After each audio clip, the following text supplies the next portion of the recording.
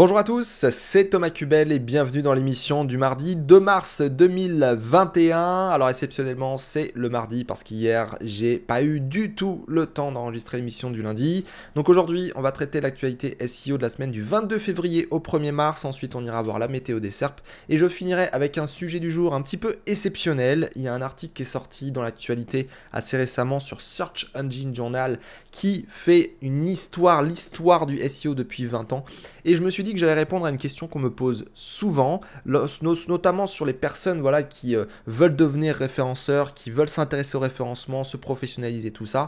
La question est la suivante. Thomas, peux-tu nous expliquer comment tu es tombé sur le référencement?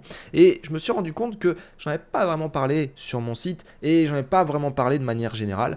Et je me dis que ça peut être quand même assez intéressant. Et si un jour quelqu'un me pose la question, je pourrais le renvoyer vers ce podcast. Je vais vous parler de moi, je vais vous parler de mon parcours, de comment je suis tombé sur le référencement. Et vous allez voir que ça remonte à quand même très très longtemps, à 2004, lorsque j'ai commencé à faire mes sites. Et vous allez voir que le parcours était un petit peu chaotique sur le début. Et puis ensuite, ça s'est amélioré, je me suis professionnalisé. Et aujourd'hui, vous le savez, je suis consultant et également formateur, créateur de contenu, etc., etc. Donc, voyons ça en fin d'émission. Avant de commencer l'actualité, n'oubliez pas de vous abonner, de partager le podcast, m'envoyer des commentaires, des questions, de liker, tout ce que vous voulez, tout ce que vous pouvez. Ça va être super pour le référencement du podcast, de la chaîne YouTube, etc. Et ça va me permettre d'être motivé pour continuer toute l'année. Donc, n'hésitez pas à faire toutes ces actions-là et à vous abonner. Et maintenant, on commence l'actualité SEO de la semaine du 22 février au 1er mars. Alors on commence avec internet-formation.fr 23 février 2021, le blog de Mathieu Chartier qui nous dit cette semaine, la Google Search Console affiche les associations avec d'autres services. Donc vous avez un service, la Google Search Console, à l'intérieur vous allez dans paramètres, vous avez un onglet associations. Et dans associations, en fait, vous allez pouvoir voir les services associés à votre plus ou moins propriété Search Console, votre site en fait. Et vous allez pouvoir notamment retrouver vos propriétés Google Analytics, compte Google Ads, chaîne YouTube, Console Play, le compte développeur de Play Store, le compte Chrome Web Store et les consoles actions pour les apps vocales. Donc par exemple sur ce screen là pour les personnes qui sont sur YouTube, vous voyez que Mathieu Chartier il a une propriété blog.internet-formation.fr, c'est sa propriété Search Console, et il a en plus de ça sa chaîne YouTube et son compte Google Analytics qui sont liés directement dans cette partie association. Et donc ça permet d'avoir des confirmations sur est-ce que tout est bien configuré sur la même adresse, quel service, quel compte, quelle propriété est bien lié à tout ça. Et voilà, ça évite d'avoir des petites erreurs, des petits trucs à droite, à gauche qui vont pas. Donc ça permet d'avoir des confirmations techniques, ça permet d'avoir aussi des confirmations logiques, de cohérence en fait par rapport à un projet qu'on peut avoir. Et ça, c'est plutôt intéressant. C'est pas non plus l'idée du siècle, mais ça permet toujours d'avoir une certaine transparence entre Google et nous. Et ça, c'est plutôt cool. On continue avec une autre actualité, une grosse actualité. Les sites web seront tous dans l'index mobile vers mars-avril 2021. C'est sorti le 24 février sur 2020, sur 2021, sur le blog internet-formation.fr, et c'est sorti le 24 février 2021. Voilà, on y arrive. Et c'est pas sorti que chez Internet Formation, c'est sorti aussi chez Abondance, chez Arobase.net et tout un tas de sites, parce que c'est une news où on attendait vraiment une date. On a eu un report fin d'année 2020. Rappelez-vous, il y a quelques mois, quelques années, il y a eu ce projet d'index mobile first. L'idée c'était de construire un nouvel index basé sur les versions mobiles des sites, et notamment de classer les sites dans les SERP via leur version mobile. Donc ça a été fait déjà en grosse majorité. Aujourd'hui on prend vos versions mobiles pour vous classer dans les pages de résultats des moteurs de recherche. C'est plus vraiment la version desktop, mais c'est vrai qu'on a encore des Googlebot desktop qui sont présents. On a encore une partie d'index desktop puisqu'on a une espèce d'hybride finalement, on ne sait même pas pour certains aspects, notamment sur les SERP, le cache, est-ce que vraiment c'est le desktop, est-ce que vraiment c'est le mobile, on ne sait pas, on est dans le peut-être, on est dans le doute, on ne sait pas comment ça fonctionne. On sait aussi qu'il y a d'énormes problèmes parfois d'indexation et on a des incompréhensions sur comment Google indexe nos pages, etc. Donc on va voir si concrètement, après cette période de mars-avril, une fois qu'ils nous auront dit on est full mobile partout, on classe les sites via leur version mobile, on a l'index mobile full. Alors, on va voir très concrètement si ça change par rapport au problème d'indexation. On va voir si le moteur s'améliore en termes de crawl, d'indexation, si on n'a pas des lenteurs, si on n'a pas des sites qui passent à la trappe. On va avoir enfin des confirmations et ça on les attend depuis quand même suffisamment longtemps. Ça fait 1 an et demi, voire même 2 ans que je n'arrête pas de voir des problèmes sur certains sites où il n'y a pas franchement de problème technique, où il n'y a pas franchement de problème de contenu, de popularité et où Google, bah, franchement, il ne sait pas gérer. Donc on va voir qu'est-ce que ça va donner. Gardez bien cette date en tête, cette période en tête. Mars-avril 2021, full mobile au niveau de l'index. Donc ça, c'est vraiment une bonne nouvelle et j'ai hâte de voir du coup les résultats et ce que ça va avoir comme impact. Pour moi, au niveau des classements, tout ça, ça n'aura pas spécialement d'impact plus que ça parce qu'on a déjà fait plus ou moins la bascule de ce côté-là. Par contre, c'est vrai qu'au niveau du travail en tant qu'éditeur de site, j'attends quand même quelques petites choses. Les logs, voilà, j'aimerais vraiment que ça s'éclaircisse, les systèmes de cache, etc., l'indexation, etc. J'aimerais vraiment que ça soit mieux, ça soit vraiment mieux et que Google voilà, fasse vraiment du bon boulot de ce côté-là.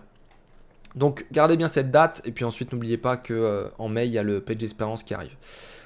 Autre actualité, on passe chez Abondance, moins de feature snippets dans les SERP depuis 1 mois, c'est sorti le 26 février 2021, donc Olivier Andrieux nous relaie que sur Rank Ranger, cet outil de surveillance des SERP, eh bien aux États-Unis il y a une grosse cassure le 18-19 février, on a des feature snippets clairement qui s'effondrent en termes de nombre voilà, de feature snippets, d'affichage, et on se demande voilà, du coup, si Google essaie pas un peu d'épurer les SERP pour éviter que ça fasse un peu trop sapin de Noël. Donc aux États-Unis, il y a une cassure qui est vraiment franche. En France, il y a une cassure. Maintenant, elle est moins nette, comme dit Olivier. Donc, on sait qu'il y a eu déjà les types FAQ. On en a parlé dans le podcast qui avaient été un petit peu impactés déjà récemment. Là, c'est les feature snippets qui ont tendance à disparaître. Donc, est-ce qu'il y a des nouvelles fonctionnalités qui vont arriver très prochainement? Est-ce que c'est pour laisser place à certaines autres fonctionnalités? Est-ce que c'était des requêtes ou franchement les feature snippets elles servaient à rien? Difficile de le dire, faudrait faire une analyse plus poussée, mais en tout cas, il y a une cassure nette aux États-Unis, il y a une cassure un petit peu moins nette en France, mais peut-être que ça va changer dans les prochaines semaines. Il y a aussi moins de feature snippets, je pense, en France, donc du coup, on voit moins les impacts. Mais voilà, moi je pense très concrètement qu'il y a certaines requêtes, certaines thématiques où les feature snippets c'est pas franchement top. Google se chope en plus du trafic et voilà, c'est avec nos contenus tout ça. Et c'est vrai qu'il y a toujours une ambiguïté de ce côté-là et il y a un peu une injustice pour certaines requêtes. Donc parfois je suis pour, parfois je suis pas pour du tout. Surtout qu'il y a des sites bah, voilà, qui ont leur business model qui parfois s'effondrent. Donc c'est un peu compliqué maintenant. Voilà, c'est aussi de la gestion du côté éditeur de site, il ne faut pas dépendre que d'un seul levier, notamment le SEO. Donc voilà, on verra qu'est-ce que ça va donner, mais en tout cas, Google est pur et ça, bah, c'est des faits. C'est ce que nous rapporte Rank Ranger et notamment Olivier Andrieux avec son actualité et c'est plutôt intéressant. En parlant de Olivier Andrieux, il nous a sorti ses gossips de la semaine, 1er mars 2021, longueur des titles, impact des core web vitals, structure d'URL et liens mail to et tel, vous savez, pour mettre des mails et se faire appeler. Donc des petites informations intéressantes et des bonnes piqûres de rappel même à des moments, parce que c'est vrai qu'on a tendance à rester dans les normes pour éviter toute ambiguïté et confusion. Et finalement, ouais, c'est un peu plus complexe que ça, on va dire. C'est pour pas brouiller les clients qu'on dit certaines choses. Je vais vous expliquer. Longueur des balises title. Donc Gary a indiqué lors de l'événement en ligne Search Central que le fait d'avoir des balises title plus longues que le nombre de caractères affichés dans les SERP était une bonne pratique qui apportait un plus en SEO car ainsi le title était plus précis et plus pertinent. Olivier le dit très justement dans son petit commentaire en dessous de ce premier gossips.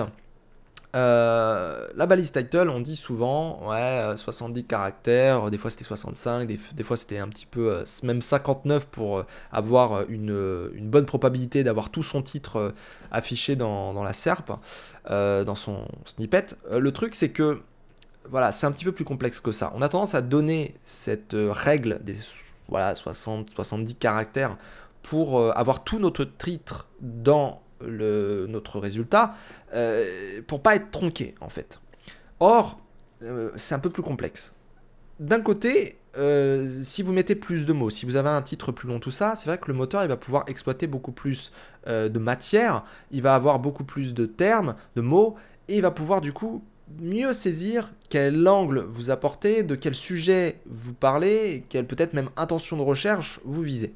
Donc c'est vrai qu'il va pouvoir mieux comprendre les signaux que vous lui envoyez, et du coup après, avec le contenu que vous avez fait, notamment des trucs de topic modeling et compagnie, il va pouvoir vous classer au bon endroit. Et c'est vrai que d'avoir un titre plus long que ce qui est affiché sur la SERP, bah ouais, c'est une bonne pratique, parce que ça peut vous apporter vraiment un plus, vous allez être plus pertinent, vous allez être plus précis dans ce que vous allez envoyer comme signaux.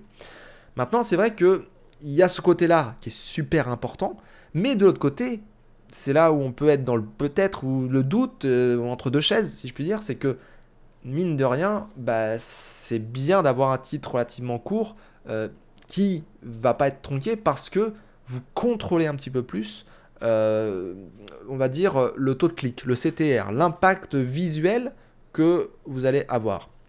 Donc après, il y a un hybride, je vais en parler après, mais c'est vrai que quand vous faites des tests AB, vous avez une première version de titre, une deuxième version de titre, une troisième, une cinquième, une dixième, bref, vous en avez plein. Vous voulez optimiser le CTR, vous voulez essayer de voir quel est le titre qui fonctionne le mieux. Si vous avez des super longs titres, etc., ça va être quand même assez compliqué, sauf si vous prenez en compte la partie qui est tronquée et pas tronquée. Voilà, vous pouvez éventuellement faire comme ça. C'est en partie l'hybride. Mais c'est vrai que quand on a des tests AB à faire, quand on veut essayer de contrôler au maximum l'affichage SERP, etc., bah on se dit, ouais, là, au moins, il va pas me tronquer. On rentre dans ces nombres de caractères-là et on est sûr que Google va pas casser le truc. Ou du moins que la probabilité va quand même être faible en termes de modification du titre. C'est un peu, voilà, ces deux débats-là. Il y a le côté, je contrôle mon titre, je contrôle le CTR, je contrôle ce que j'affiche sur Google. Et de l'autre côté, il y a quand même le titre plus long, bah, apporte de la pertinence, etc., des bons signaux. Et du coup, bah, quel est le compromis entre les deux? Le compromis, c'est cette hybride dont je vous parlais succinctement, c'est que vous pouvez très bien avoir, par exemple, le début de votre titre qui est là pour faire, on va dire, votre travail de CTR, donc un truc croustillant, etc. Et vous prenez en compte que Google va vous tronquer. Donc c'est-à-dire que vous pouvez mettre la première partie pour le CTR, faire vos tests, etc. Et à chaque fois que vous faites vos tests, même si c'est plus long, bah, vous prenez en compte que c'est la partie la plus à gauche possible qui va être vue par les utilisateurs, qui va être pas tronquée, du coup, qui va pas être exclue de Google, par Google. Et du coup, vous rajoutez des mots ensuite pour avoir plus de signaux de pertinence envoyés. Après, ça dépend, c'est au cas par cas. Il y a des gens qui aiment fonctionner avec voilà, moins de 70 caractères. Il y a des gens qui aiment fonctionner avec des titres plus longs. Vous prenez l'actualité, par exemple, on a des titres qui sont vraiment longs la plupart du temps et ça pose pas de problème de référencement.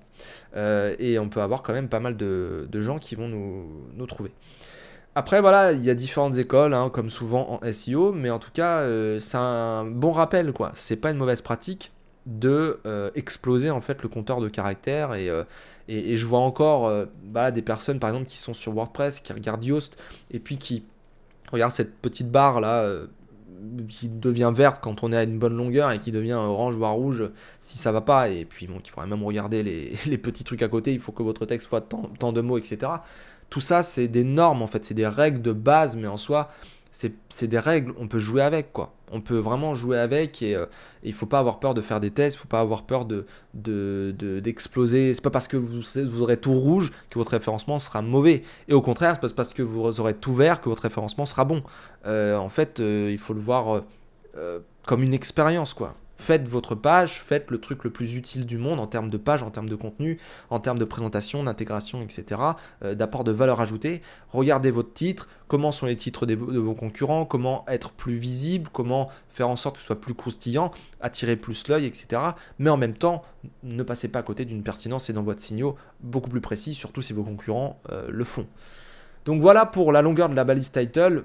Un petit peu long comme explication, mais pour le coup, c'est hyper important et c'est vrai qu'il y a plein de critères qui sont comme ça et qu'on doit démystifier au fur et à mesure du temps.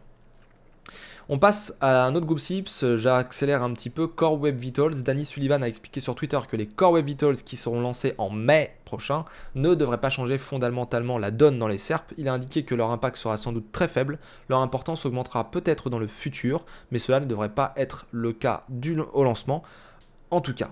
Et en même temps, c'est tout à fait logique, comme le dit Olivier, et je le dis aussi, voilà, on touche à des questions de vitesse, etc. C'est pas ce qui fait votre valeur ajoutée, c'est pas ce qui fait votre popularité. C'est ce qui fait de l'UX, c'est ce qui fait que vos utilisateurs, effectivement, dans le temps, bon, ils vont peut-être aller sur un site ou sur un autre, mais ouais, c'est pas ce qui fait 80% du référencement d'un site et d'une page. Donc voilà, Core Web Vitals, beaucoup de communication, mais finalement, un pesar mouillé. En termes de visibilité SEO, ça va pas avoir un gros impact. Structure d'URL. John Mueller a donné sur Twitter 2 exemples de sites web pour lesquels la structure d'URL des pages peut avoir son importance. D'une part, les sites internationaux avec un répertoire, /fr, /de, etc., sur une extension générique, et d'autre part, les sites adultes, ce qui permet au moteur de diviser le site en différentes parties pour y appliquer au nom un filtre Safe Search. Donc là, c'est pas vraiment comment dire, un conseil plus que ça, c'est plus voilà, vous voulez vraiment séparer en fait différents projets où il y a vraiment un changement de culture ou un changement par rapport à l'âge face à une donnée démographique ou quoi que ce soit d'autre ou géographique, et bien pour le coup vous pouvez faire différents répertoires pour dire à Google ah bah là ouais c'est que pour l'adulte, et puis là bon c'est pour les moins de 18 ans et les plus de 18 ans, ou voilà, vous êtes français et vous allez aller sur le site français, hop, vous changez de culture, vous êtes peut-être suisse ou même sur l'Afrique francophone, bah, la culture change, c'est peut-être pas le même site, c'est peut-être pas le même répertoire à faire. Voilà, c'est un peu ce qu'il vous dit, c'est que il faut être logique en termes de comportement, en termes de culture, en termes de wording, en termes de services, de produits, tout ça. Effectivement, les sites internationaux sont vraiment là à se poser ces questions-là.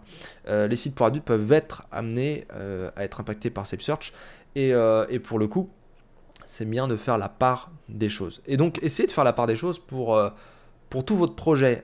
Ayez une vision vraiment macro, quoi, microscopique, très centrée, macroscopique, très vue d'ensemble. Sur votre site, ça fonctionne un petit peu pareil, et votre arborescence, ça fonctionne un petit peu pareil. Vous allez avoir les personnes qui vont s'intéresser peut-être à la problématique du prix. Et puis derrière, vous allez avoir la personne qui va s'intéresser à la problématique, je sais pas moi, de la qualité, de comment choisir. La personne qui va être hyper pointilleuse, méticuleuse, et qui va avoir les données techniques, qui veut vraiment toutes les informations pour choisir le bon produit. Vous voyez, il faut fonctionner comme ça, déjà au niveau stratégique, et puis après sur des notions un petit peu plus périlleuses en SEO, l'international, l'adulte, là ça permet aussi de faire bien la part des choses et de se dire, bon, bah là ouais, on peut vraiment être classé différemment parce que c'est un changement de culture, parce que c'est pour les plus de 18 ans seulement, parce que, je sais pas, moi là, on est sur un site un peu particulier, quoi. Voilà, c'est comme ça qu'il faut le penser.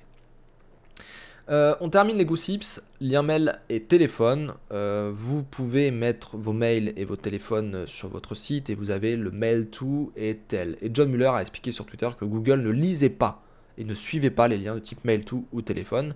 Bon, par contre, il est clair qu'il y a énormément de robots et énormément de gens qui suivent ces choses-là justement pour vous appeler, faire du call à outrance, vous spammer par mail et par téléphone. Donc moi personnellement j'ai arrêté d'utiliser ces trucs là, ou sinon je décrypte tout ça pour éviter que comment les robots puissent scraper. Maintenant c'est vrai qu'il y a toujours des personnes qui manuellement peuvent voir vos numéros de téléphone et vos mails, donc c'est bien si vous n'avez pas peur, on va dire, de vous faire spammer, ou si c'est vraiment important pour votre clientèle. Maintenant c'est vrai que ce genre voilà, d'outils, Mail2 et tel, c'est cool niveau UX, mais purée, le nombre de spams qu'il y a aujourd'hui, enfin même moi, vous voyez, je me fais spammer sans cesse par mail, par des bêtises, alors que je fais hyper attention, quoi. Je m'inscris pas à des newsletters, je lis bien les conditions générales de vente à des moments où je suis pas sûr, tout ça, enfin, et pour autant, j'arrive quand même à recevoir des spams, quoi. C'est quand même dommage, et bon, c'est normal que Google les lise pas. Mais faites attention aussi sur le reste, parce que franchement, c'est hyper important si vous voulez pas perdre du temps en productivité. On passe à un autre site, autre actualité, on sort un petit peu du SEO, encore que. Arobasnet.com nous relaie le 26 février, 6 importantes fonctionnalités arrivent sur Twitter bientôt. Et j'ai voulu vous parler de ça parce qu'il y a vraiment beaucoup de fonctionnalités qui sortent, mais il y a aussi des fonctionnalités qui sont vraiment beaucoup plus actuelles. Et j'ai l'impression que Twitter pourrait, on va dire, remonter un petit peu la pente. On a eu une grosse baisse de fréquentation de Twitter, et là, ils étaient sur une remontée. Et là, avec ce qu'ils sortent, j'ai l'impression qu'ils veulent vraiment réinvestir leur outil et proposer des nouveautés pour essayer de contrer ce qu'a pu sortir à des moments Facebook, ce qu'a pu sortir TikTok, ce qu'a pu sortir là plus récemment Clubhouse. Et là, quand on voit franchement ce qu'ils veulent sortir, c'est clairement pour les contrer quoi. Communities, c'est la première fonctionnalité, c'est la version Twitter des groupes Facebook. Ensuite, vous avez les super follow qui sont globalement ce que vous pouvez retrouver chez Twitch. Vous pouvez voilà, tout simplement devenir un super abonné sur Twitter. Ensuite, vous avez Review, qui est un moyen pour les utilisateurs de Twitter de publier des newsletters. Donc ça, c'est plutôt intéressant et vous pouvez même les faire payer. Donc ça, c'est plutôt intéressant. Ensuite, vous avez Spaces, où là, c'est la version de Twitter de Clubhouse, carrément, avec des chats audio machin. Ensuite, vous avez Smarter Safety, qui est un moyen pour vous de bloquer automatiquement ou de mettre en sourdine des comptes abusifs. Donc là, plutôt cool. Et enfin, Bird Watch, qui est en fait un système de vérification des faits axé sur la communauté et qui permet en fait d'éviter les informations trompeuses, les fake news, les choses comme ça. Donc c'est à la fois des nouvelles fonctionnalités qu'on va pouvoir utiliser nous en tant qu'utilisateurs pour avoir groupe, espace de discussion, etc. Et en même temps, on a des systèmes de protection, on va dire, de l'actualité qui va bannir un peu tout ce qui va être fake news, conneries, et qui va nous permettre aussi de contrer certains propos abusifs ou certaines personnes abusives, tout simplement. Donc voilà pour l'actualité essentielle, on va dire, concernant le SEO et notamment Twitter. Et je voulais terminer l'actualité avec ce qui est lié au sujet du jour. Un article de Search Engine Journal qui est très intéressant et qui revient sur les derniers 20 dernières années de SEO. A Brief History of Search Engine Optimization, c'est sorti le 27 février. Et ça revient sur des dates clés, en fait. Donc je vous invite vraiment à aller voir cet article si vous voulez voir un petit peu comment le référencement a évolué. Donc au départ, ça vous parle de SEO et de SEM. Ensuite, vous avez la timeline. Et puis ensuite, on rentre vraiment dans les premières années, on va dire, du web, avec des moteurs qui n'étaient pas Google. Et puis ensuite, Google, la révolution Google AdSense. Ensuite, le référencement local, la personnalisation, l'arrivée de YouTube Analytics, Webmaster Tools, l'Universal Search. Bref, vous avez toutes les évolutions jusqu'à ces derniers temps, BERT, les core updates, machine learning et tout un tas de choses. On revient aussi sur Panda et Pingouin. Donc allez voir le déroulement et allez voir l'état d'esprit, même la psychologie qui aurait pu être derrière les référenceurs. Parce que vous prenez par exemple Panda et Pingouin, il y a beaucoup de personnes qui ont arrêté ou qui ont été saoulées ou qui ont été un petit peu frustrées par ces filtres-là. Un petit peu avant, il y a eu aussi avec certains prémices des sanctions et des changements dans les SERP qui ont fait qu'on a dû s'adapter, nous, en tant que référenceurs, et c'était plus simplement du Google Text, de la bouillie, des backlinks. Et après, il y a eu vraiment l'histoire de la qualité, et maintenant, on est sur l'histoire du comportement utilisateur, de comment il va sur notre site, qu'est-ce qu'il va trouver comme information, si ça nous plaît, tant mieux, si ça ne nous plaît pas, bon, tiens, manœuvre d'évitement, tiens, qu'est-ce qu'il va faire. Enfin, on va essayer de comprendre vraiment l'utilisateur au maximum, pour essayer de presque être un utilisateur quand on est un moteur de recherche comme Google, pour presque ne plus être un médiateur machine, mais un médiateur quasi humain. Alors bien sûr, Google sera jamais un humain, pas maintenant, dans quelques années peut-être, dans quelques décennies peut-être, on aura des évolutions de l'intelligence artificielle, même si j'aime pas ce terme, fourre-tout, mais c'est clair qu'il s'améliore, c'est clair qu'il y a des choses qui vont toujours pas. On peut toujours faire du spam, on peut toujours manipuler le moteur, il n'y a pas de problème. Mais c'est très intéressant au niveau de la psychologie et au niveau de ce qu'on pourrait percevoir demain, de relire quelque chose comme ça, qui est une trame des 20 et plus dernières années, et de se dire quelles vont être les 20 prochaines années. Je pense que la posture, elle est très très intéressante. Donc allez voir cet article, même s'il est en anglais, prenez Google Trad ou je sais pas quoi, et allez voir cet article parce qu'il est long, il est intéressant, et en plus il est sourcé et tout, donc allez-y, c'est vraiment super cool. On passe rapidement sur la météo des SERP. SEMrush Sensor, le 27 février, ressort qu'il y a eu un petit pic, un petit peu comme ce que je vous disais la semaine dernière et les semaines d'avant.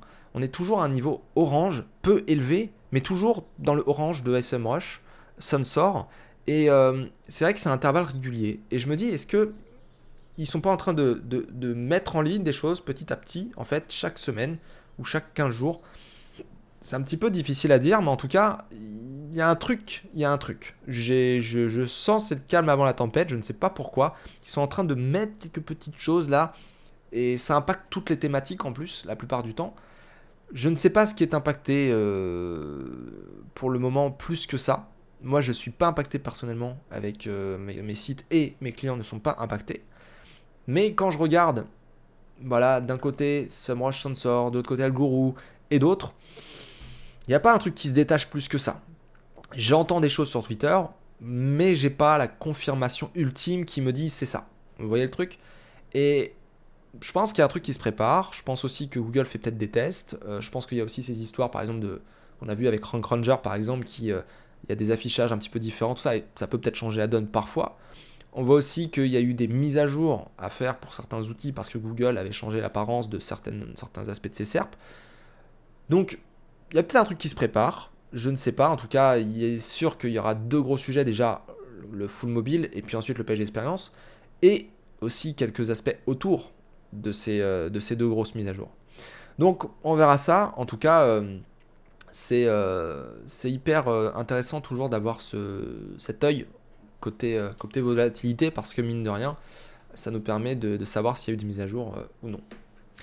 Maintenant qu'on a traité l'actualité SEO et qu'on a traité la météo des SERP, je me dois de revenir vers vous pour le sujet du jour. Et le sujet du jour, il est un peu spécial aujourd'hui puisque j'aimerais vous parler un petit peu de mon parcours. Il y a beaucoup de personnes, comme je le disais au début du podcast, qui m'ont demandé ces dernières années parce qu'elles voulaient devenir référenceurs, parce qu'elles étaient étudiantes et parce qu'elles avaient un mémoire à me faire relire autre chose, qui me demandaient mais comment vous êtes tombé sur le SEO et qu'est-ce qui vous a poussé à faire ce métier, qu'est-ce qui vous plaît dans ce métier, etc. Enfin, c'est une question qui est très propre à chacun, je dirais, puisqu'on a chacun nos diplômes, on vient de certains secteurs, on vient peut-être de certaines entreprises, on a fait aussi tout un tas d'erreurs, on a fait peut-être la découverte de certaines technologies ou quoi que ce soit d'autre, ou de certains sujets, et on tombe sur le référencement, et là, ouais, on se dit, tiens, je vais devenir référenceur. Il y a plusieurs profils, marketing, web marketer, derrière l'aspect technique, le data scientist, le chercheur scientifique. Il y a plein de profils niveau SEO. Et il y a beaucoup de personnes, je pense, qui sont au potentiel. Ouais, parce qu'on s'intéresse à énormément de thématiques, on s'intéresse à énormément de choses. Et c'est vrai qu'il faut être curieux, il faut être ouvert d'esprit, etc., etc. Et je pense que, ouais, très concrètement, dans ce secteur-là, faut vraiment avoir une personnalité qui s'intéresse, qui veut chercher, voilà, la personnalité d'un archéologue, la personnalité d'un chercheur, pour le coup. Je pense que c'est hyper important, et les personnes qui tombent dessus, qui ne sont pas curieuses, etc., vont s'arrêter sur les basiques du SEO et basta. Alors moi, si je reviens sur moi, voilà, on a parlé là récemment sur Search Engine Journal avec les 20 ans du SEO. Bah, on va parler peut-être pas des 20 ans de Thomas Kubel, mais presque, mine de rien, parce que j'ai découvert le SEO, enfin le référencement naturel, et ensuite j'ai découvert le SEO, le côté professionnel. Alors comment j'ai démarré moi? Bah déjà, il faut revenir un petit peu sur quand est-ce que j'ai découvert le web, je pense. Je vais aller très vite, hein. L'idée c'est pas de faire des longueurs, j'ai fait un long podcast la semaine dernière. Là on est déjà à 30 minutes, 29 minutes. Et pour le coup, ouais, je veux pas rester plus de 10 minutes là-dessus. Moi, j'ai commencé mes sites en 2004. J'avais eu mon premier ordinateur, c'était dans fin des années 90, voilà, 98 par là, 96, 98, un ordinateur avec des disquettes comme ça. Voilà, c'était vraiment très très grosse, hein, c'est même pas les disquettes noires, je me rappelle même plus de ces grosses disquettes, comment elles s'appelaient. Mais en tout cas, on pouvait pas stocker grand chose dedans, et c'était un Windows 95, il me semble. C'est très très très vieux, hein. J'étais jeune, hein, à l'époque, hein. J'avais quoi, 8 ans, 10 ans, par là. J'étais très très jeune. Et du coup, bon, cette période-là, c'était découvrir des moteurs de recherche comme par exemple M6, ouais, le moteur M6. Ouais, M6 à l'époque avait, je crois, été avec Orange ou un truc du genre. C'est très flou pour moi, c'est très loin. Je me rappelle de disques qui arrivaient un petit peu plus tard, plus années 2000, les disques AOL, AOL, où là on pouvait émettre le disquette et avoir des minutes gratuites, des choses comme ça. Enfin, c'était assez particulier, c'était une époque très particulière. Et on avait Internet qui était payant, qui était en fonction de la consommation. Il n'y avait pas les abonnements illimités, il y avait pas toutes ces choses-là. Et on avait du 56K, maximum 512K. Et c'était franchement très compliqué de naviguer sur le net. Voilà. Et c'est une période où j'ai découvert l'outil informatique. Je me suis demandé comment ça fonctionne un ordinateur. Je me suis demandé comment on installe tel programme, et puis forcément j'ai découvert le web, et je suis tombé sur bah voilà, des sites à l'époque. Je suis adolescent, quoi, et puis bon, forcément que la théma argent et trafic, création de sites, bah vient. On navigue sur le web, tout ça, comment ça fonctionne. Je veux dire, je suis curieux, je regarde déjà l'hardware, ensuite je regarde le software, et ensuite je regarde le web. C'est nouveau, c'est bizarre, on trouve des trucs, c'est Encarta, et puis qui devient, pas le projet Wikipédia, il y avait d'autres sites avant, mais je tombe sur des sites où j'apprends énormément de choses, je suis curieux en fait. Et j'accélère un peu, parce que là c'est pour le contexte, j'ai, faudrait que je compte, mais je crois que j'ai 12 ans, 12-13 ans, je suis au collège, j'ai des potes qui commencent à me montrer comment faire des RPG avec RPG Maker. Je commence à créer mes premiers sites web avec Multimania, avec eFrance, avec Wanadoo, ouais, les hébergements gratuits Wanadoo. On n'a pas d'argent, on est au collège. Et puis je commence à aller sur radin.com pour les petites astuces de comment gagner de l'argent avec le web, avec du test de site web, avec des trucs genre Eurobar, et puis je me retombe sur Eurokiddies, et puis sur d'autres sites de ce genre. Et puis finalement, je fais mes premiers sites un petit peu plus sérieusement. On est en 2004, 2005, 2006, jusqu'à 2008. Voilà. Et à partir de là, bah ouais, je fais de l'autosurf, je fais de l'Eurobar, je fais du référencement. Et c'est là ma première découverte avec le référencement, c'est mettre des choses dans la méta keyword, dans la méta description, dans la title. C'est m'inscrire sur des annuaires. C'est faire en sorte d'apprendre le HTML et de faire correctement les choses. Et c'est attendre, mais vraiment attendre. Je répète, attendre que Google indexe ma page et me positionne. Et à chaque fois que je mets une mise à jour de la page pour ranker, c'est attendre encore, et encore attendre. Et ne pas avoir de Google Analytics à l'époque, parce que je ne savais même pas ce que c'était. Très concrètement, à cette époque-là, c'est le référencement que je trouve dans des cours de comment faire du trafic, mais c'est pas du tout je suis référenceur et je ne connais pas Olivier Andrieux, je ne connais personne qui fait du référencement. C'est je suis dans mon coin à faire mon site et je sais qu'il faut mettre des choses dans les balises, mais c'est tout, quoi. Et je me pose pas la question, je suis complètement insouciant à cette époque-là. Et pour le coup, je ne sais pas que c'est un métier, et je suis là en train de découvrir en fait que on peut faire du trafic juste en changeant des mots, et des mots qui n'ont rien à voir avec le contenu que j'ai fait, quoi. C'est genre, je parle de, je sais pas, musique. Alors, mon premier site, je parlais de batterie, musique de cinéma. C'était, voilà, je faisais beaucoup des effets spéciaux avec ma petite caméra, webcam, tout ça, et puis des petits logiciels de montage. Et très concrètement, bah, j'arrivais à ranker sur des requêtes qui faisaient du trafic. Donc, par exemple, gagner de l'argent ou des trucs comme ça. Donc, des secteurs qui sont porteurs sur le web. je mettais ça dans les keywords, je bourrais de mots-clés tous mes textes, alors que je parlais cinéma. Ça va rien à voir avec le fait de gagner de l'argent, quoi.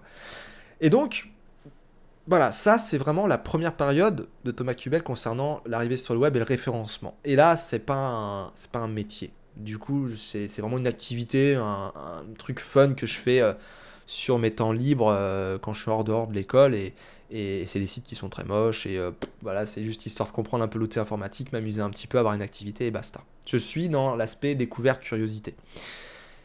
Et j'arrête en 2008. Voilà, 2008, j'arrête de faire des sites pendant pas si longtemps que ça, finalement, quand je prends du recul. Parce que bah, je fais mes études au lycée. Et en fait, j'ai moins de temps. J'ai moins de temps, j'ai pas les mêmes personnes autour de moi. Et je vais sur les jeux vidéo. Les jeux vidéo, et je joue voilà, à Counter-Strike, la version 1.6, la version condition 0.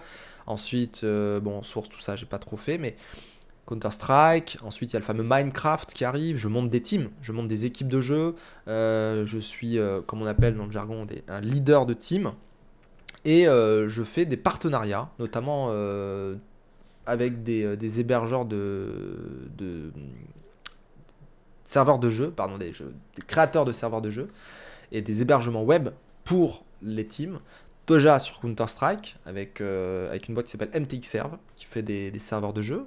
Et voilà, on commence à être potes avec MTXserve. Je fais des tutoriels chez MTXserve, je participe sur le forum, j'aide énormément de gens, je suis sur TeamSpeak, je suis sur Mumble, et ça finira sur Discord. Et très concrètement, je commence voilà, sur vraiment l'aspect Counter-Strike FPS à installer des CMS, quoi, des Nuket Clan, des trucs comme ça, jusqu'à arriver sur Minecraft, à travailler avec des gros sites, très concrètement, qui font beaucoup de trafic déjà de base, sans référencement. Et on commence à se poser la question tous ensemble de comment faire plus de trafic et comment faire de l'argent en fait. Et à partir de là, on tombe sur tout un tas de choses, mais là on est à l'époque déjà WordPress. Les sites sont faits en HTML et on est en train de les migrer sur WordPress.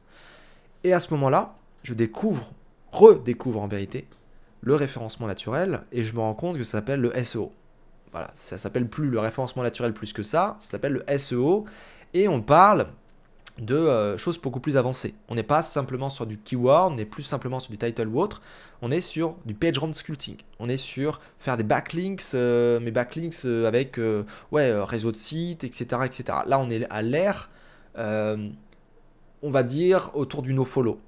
On n'est pas sur l'ère pingouin ou panda, on est à l'ère où c'est encore vachement permissif, et où on fait des choses beaucoup plus complexes et où le SEO est vraiment a commencé à se démocratiser, où on trouve de l'information facilement sur le web et où on a encore des forums comme WebRankInfo, tout ça, qui sont très très actifs. Ou Webmaster Hub, des trucs comme ça. Et totalement, je vais là-dedans, très concrètement. J'investis énormément de temps à mes études, où là je suis donc au CNAM, Conservatoire National des Arts et Métiers, je fais un tronc commun de webmastering, donc création de sites HTML, CSS, PHP, JavaScript, Ajax et compagnie, gestion de projet web, web design avec Photoshop et GIMP, un petit peu d'Illustrator, un petit peu de référencement, un petit peu de rédaction, etc. Bref, un tronc commun pour pouvoir créer des sites. Voilà mon diplôme que j'ai préparé. Et parallèlement à ça, sur mes temps libres, je vais aider des gens, je vais aider des sites qui font plusieurs dizaines de milliers de visiteurs par jour, et on essaye de faire du référencement. Et j'ai des résultats. Et c'est là le déclic. Le déclic, c'est que j'ai un travail d'étudiant développeur et en même temps, le référencement me passionne. Mais me passionne et je sais que c'est un métier, mais je ne suis pas encore là convaincu par le fait qu'il faut que ce soit mon métier. Je suis encore sur, je vais être développeur avec une option, j'aime le SEO. C'est un peu ça le délire. Et là, on est en 2010, 2011. C'est des gros sites, c'est minecraft-france.fr, c'est des sites comme GameWave, c'est des sites comme MTXserve ou voilà, d'autres sites, je ne peux pas trop citer les noms, mais en tout cas pour ces trois-là, c'est déjà des gros sites où il y a pour certains des enjeux business, pour certains c'est une passion on va dire rémunératrice, et pour certains c'est juste de la passion, voilà, tout simplement. Et je fais mes armes en fait sur ces sites à plusieurs dizaines de milliers de visiteurs par jour. Et je teste, je fais des choses, je fais des strats, j'imagine, je comprends, je lis, j'achète les bouquins qui sont derrière moi. déjà le bouquin de Gilles Grégoire, qui est titanesque et qui est très très très compliqué, très difficile à lire, mais qui est extrêmement complet. Après, le livre d'Olivier Andrieux, forcément. Et je regarde tous les bouquins sur référencement. Je commence à m'améliorer en anglais et j'achète des bouquins en anglais. Et petit à petit, voilà, je deviens la personne qui fait un peu du référencement dans, on va dire, l'écosystème où je suis, c'est-à-dire sur Mumble, tout ça. Bon, bah, je vais de Mumble en Mumble, de TeamSpeak en TeamSpeak, pour aider des gens qui voilà, voudraient un petit peu plus de trafic ou avoir une bonne configuration, installation de leur système jeux vidéo, quoi, les serveurs de jeux et compagnie. Et en fait, petit à petit, voilà, bah, l'oiseau fait son nid et très concrètement, je me passionne pour le truc et je deviens, on va dire, presque professionnel. Je dirais que je suis semi-professionnel, c'est-à-dire que je sais donner des recommandations, mais j'ai pas encore l'enjeu consultant. C'est-à-dire que j'ai un cabinet de conseil, gérer des clients, faire des propals, faire tout ce qui est voilà, cahier des charges, cahier de reco, faire de la validation, avoir des structures méthodologiques, etc. Ça, je n'ai pas. Et du coup, je lance ma boîte 2013. 2013, développeur, avec option SEO. Et là, bah, comme j'ai déjà une méthodologie pour être développeur, je fais mon premier site e-commerce pour une première cliente. Et ça se passe pas très bien. Ça se passe pas très bien, j'ai un problème. Je n'aime pas le cadre. Et je me dis, et si mon instinct me disait un truc? C'est un peu ça le délire. Et j'ai quelqu'un, justement le fondateur d'MTXerve, Mathieu si tu m'entends, qui me fait un déclic. C'est lui qui m'a dit de lancer ma boîte pour être développeur. Et il me dit, mais pourquoi tu fais pas que du référencement? Il me dit simplement ça. Et je regarde, je commence à m'intéresser et je vois qu'effectivement, il y a beaucoup de personnes qui font du référencement leur métier à 100%. C'est pas simplement une option dans les agences web ou autre. C'est un métier où on peut vraiment être que consultant et on aide les gens là-dessus. Et puis, j'achète un bouquin qui s'appelle, je sais plus comment, Consultant, trouvez vos premières missions, un truc comme ça. Bref, je pourrais vous donner les références si vous me les demandez. Je lis ce bouquin et ça explique globalement comment devenir consultant de manière générale, sans même parler du côté SEO. C'est vraiment consultant lambda, comment on monte un cabinet de conseil. Je m'intéresse au truc, je commence à faire mes méthodologies, je commence à faire des méthodologies SEO et conseil et consulting SEO. Je commence à faire mon site, je commence à bloguer, je commence à être sur les réseaux sociaux, je commence à me rendre compte que je vais devenir consultant SEO. Et je switch mon activité de développeur avec option SEO à full référenceur. Et à ce moment-là, on est en 2014. 2014, ça signe pas. Ça signe pas. J'ai fait mes méthodologies, je suis prêt à me lancer, je suis prêt à travailler en fait. Et pour le coup, rien ne signe. J'ai des propositions qui sont faites, je rencontre des gens formidables, Pierre Amelot, Laurent Bourrelli et d'autres. Je ne peux pas tous vous citer, mais merci à tous pour ceux qui m'écoutent. Et il y a un problème, ça décolle pas. Ça décolle pas et c'est un gros souci parce qu'en fait, je travaille sur le référencement depuis 2010. J'ai eu mes premières armes en 2004 et je connais le principe. J'ai eu l'évolution du web dans la tronche et ça décolle pas. Et qu'est-ce que je fais ? Bah en fait, je vais chez Pierre Amelot. Pierre Amelot, je le rencontre sur le podcast de Laurent Bourrelli. Laurent Bourrelli interview Pierre Amelot, quoi. Je vais en commentaire, je parle à Pierre parce qu'il m'a vraiment tapé dans l'œil. C'est un mec qui est extraverti, a de l'énergie, qui t'embarque avec lui, qui a des propos qui sont logiques, cohérents. Il me parle, ce mec, quoi. Et Pierre, c'est la personne qui fait le point de bascule, en fait. Et qui va faire l'effet domino qui fait qu'aujourd'hui, bah, je vis de mon activité, j'ai plein de projets, je suis ambitieux, etc. Et Pierre, c'est toujours un très bon pote. Et je suis allé chez Pierre, il m'a invité chez lui carrément. Et pendant une semaine, j'ai été en immersion avec lui. Personnellement et professionnellement, parce que il était dans une agence à l'époque. Et j'ai connu le travail d'agence, j'ai compris le travail de faire une propale, j'ai compris le travail concret, comment on chiffre, comment on doit penser en fait en tant qu'entrepreneur, en tant que freelance. Et le fait de voir le côté personnel de Pierre, puisqu'il m'a invité chez lui, j'ai vu comment il bossait en télétravail, comment voilà, il avait les gens au téléphone, etc. Et par mimétisme, finalement, j'ai compris mes problèmes. Et Pierre aussi a relevé que sur mon site, j'étais trop blogueur, j'étais trop éditorialiste à parler de référencement et pas à me vendre. Et donc, j'ai fait une refonte de mon site. J'ai fait un format au niveau du site qui était beaucoup plus professionnel. Je ne vais pas dire agence parce que je suis toujours freelance, mais au niveau des call to action, au niveau du wording, au niveau des pages prestations, au niveau des templates, etc. J'étais beaucoup plus professionnel. Et vous n'allez pas me croire, je sors fin décembre, fin 2014, le nouveau site, la V2 du site thomascubel.com. Les vacances de Noël passent. Et 15 jours après la fin des vacances de Noël, j'ai mon premier client que je signe. J'en ai un deuxième, j'en ai un troisième, j'en ai un quatrième. Et cette année 2015 était folle. J'ai appris énormément. Je prenais tous les clients. Je me posais même pas la question de toxique, pas toxique. On apprend, on commence touche par là. Et j'ai pris énormément de prospects, énormément de clients. Et à partir de là, j'avais des tarifs qui étaient tarifs de junior, tarifs limite, t'as pas confiance en toi, tu démarres, tu prends un peu tout ce qu'il y a et puis tu vois ce que ça donne, quoi. Et j'ai fini l'année avec me verser un SMIC net tous les mois, sans problème, vraiment sans problème, à monter à du 1200, 1500 euros net. Ça, c'est l'année 2015, la première année. Et franchement, là, moi, je me dis, putain, mais j'ai jamais travaillé de ma vie, à part un stage pour valider mon mémoire et tout. Franchement, j'arrive à monter ma boîte et j'arrive à gagner ma vie, quoi. Enfin, je suis fait pour ça, quoi. Je me dis, je suis un peu naïf, mais sur le moment, c'est ça.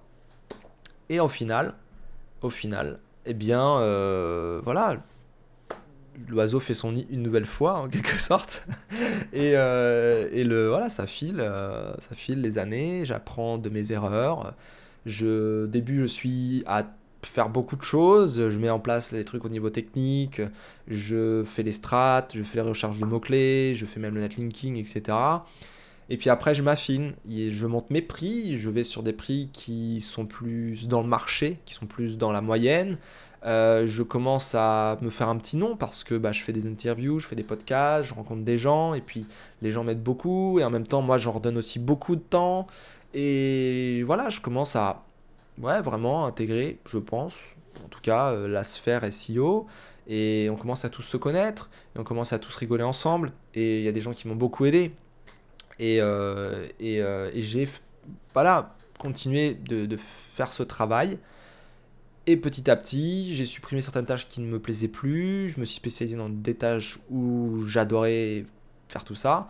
Et petit à petit, formation, même pas formation, petit à petit, consulting on-site, surtout accompagnement on-site, avec des spécialisations. On vient me voir pour des problématiques très très précises.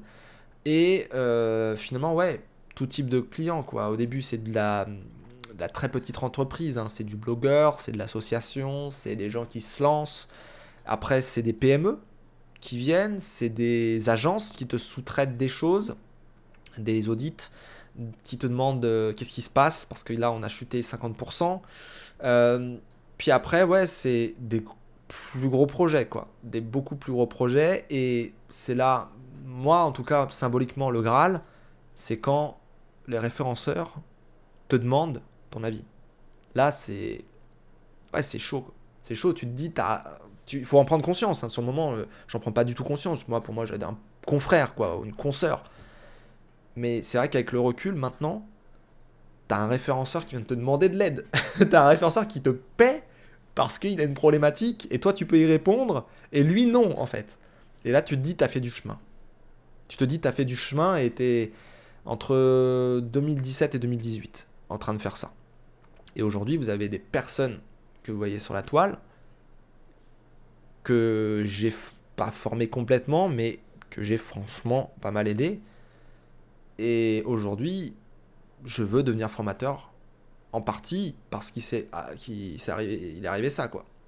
Et je souhaite que des consultants demain ou des étudiants qui souhaitent devenir consultants, eh bien, deviennent des bons consultants et fassent un chemin, je l'espère, aussi enrichissant, aussi complet que ce que j'ai pu avoir. Et encore, Je suis encore finalement un peu naïf là, et je me dis, j'ai tout à apprendre encore. Parce que ça évolue tellement vite ce secteur-là. Enfin, sur les basiques, ça n'évolue pas, mais on touche à tellement de métiers.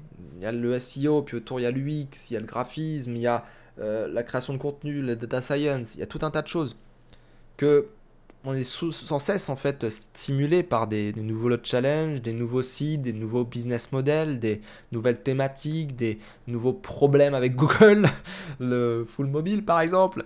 Et parfois il y a des incompréhensions. Tiens, on fait tout pareil que lui et puis ça marche pas. Pourquoi? C'est jamais acquis. Vous voyez le truc. Et pour le coup, on apprend, ça nous stimule, c'est super bien comme métier. Et moi, je rajoute le côté en plus création de contenu, formation. Et demain, j'espère ajouter d'autres choses parce que bah, j'ai énormément de passion à côté, d'hobby. Vous savez que je suis musicien, je pense que vous l'avez suffisamment vu. Guitariste, batterie. J'aimerais vraiment faire des sites sur ces sujets-là. J'aimerais vraiment faire des gros projets comme j'ai avec la boîte thomascubel.com. Et c'est vrai que voilà, aujourd'hui, j'ai des ambitions, c'est pas terminé. Et si vous êtes étudiant, si vous voulez devenir référenceur, là je vous ai donné un parcours. Il y a d'autres personnes qui pourront vous donner aussi leur parcours. Mais vous voyez, par quel bout le prendre? C'est. Enfin, je veux dire, moi, ça a été vraiment pas un diplôme que j'ai préparé ou je sais pas quelle agence qui fait une académie pour ensuite devenir référenceur, quoi. Ça s'est vraiment fait comme ça, au fil de l'eau, naturellement. Et il faut pas en avoir honte. J'en ai pas honte du tout. La preuve, je vous en parle aujourd'hui. Donc voilà, je vous ai donné à peu près les grandes lignes de mon parcours. J'espère que ça vous a inspiré, j'en parle pas souvent. Mais ouais, je suis un petit geek dans l'âme. Je suis un mec qui, franchement, a traîné ouais, avec des personnes sur Mumble, sur TeamSpeak, à jouer aux jeux vidéo, FPS, tout ce que vous voulez. Et je suis pas du tout un mec, je sais que souvent il y a des gens qui me disent ouais, t'as fait des études marketing, etc., commerce, machin. Si vous saviez, j'ai pas mon bac hein, déjà. J'ai un bac plus 1, mais j'ai pas mon bac. C'est super hein. Et mon bac plus 1, c'est au CNAM, Conservatoire National des Arts et Métiers, option Webmastering, comme ça s'appelait à l'époque, Webmestre. C'est ce qui est écrit sur le diplôme. Webmestre. Le ministère de machin de la recherche là certifie que Thomas Cubel est webmestre. C'est marrant, très très marrant ce mot. Enfin bon bref, voilà pour la petite histoire. J'espère que ça vous a aidé à y comprendre un peu plus sur comment on peut arriver à devenir un référenceur, à me connaître aussi un petit peu plus. Toujours bien de créer du lien avec vous. Si vous avez des questions sur mon parcours, si vous voulez que je vous donne mon avis sur le vôtre ou votre futur parcours, ou si vous voulez que je réponde à des questions, hein. Vous savez, hein, moi je suis Ask Me Anything, c'est ce que j'ai mis sur mon Twitter, hashtag Ask Me Anything. J'aime qu'on me pose des questions, j'aime aider les gens, donc n'hésitez pas, faut juste pas se foutre de moi. C'est tout. Voilà, sur ce, c'est la fin du podcast. N'oubliez pas la page Tipeee, n'oubliez pas de partager, commenter et de vous abonner à la chaîne YouTube. Merci d'avoir écouté, je vous dis à la semaine prochaine et surtout prenez bien soin de vous. Allez, à bientôt, ciao ciao.